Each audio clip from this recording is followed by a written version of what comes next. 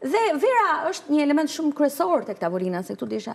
Por ne duhet ta fillojmë me një verë të lehtë, sa përqind për shembull? Me një prosecco, po mund të them me 11%. Nëse në orën 8 jo, po ne për shembull kur gatojmë në familjen e madhe fillojmë në orën 6.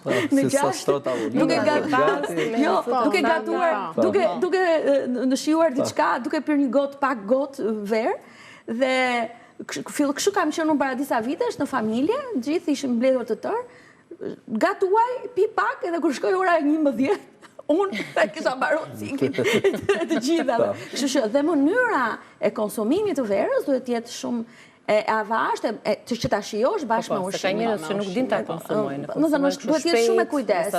Nëse vetëm një këshill do të jap, nëse do pinë verë të bardhë, duhet të pinë verë të bardhë dhe pastaj të kuqe. Nuk duhet pinë verë të kuqe dhe pastaj verë të bardhë. Pse?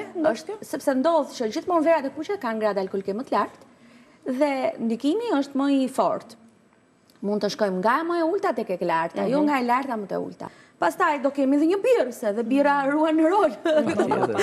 Se ka që nga ata që nuk pinë verë, po pinë birë, rakin sigurisht që nuk i mungon, po uji që është elementi kryesor, dhe është ai që bën dhe hidratimin e trupit. Po, problemi, siç e tham, është tek mos përzierja, të mos i përziem pijet, po ta fillojmë ato, ta pinë një birë ata dhe pastaj të pinë verë. Ta thash edhe një herë që gjithmonë duhet të fillojmë nga më e ulta pastaj më e larta. Jo raki pastaj verë.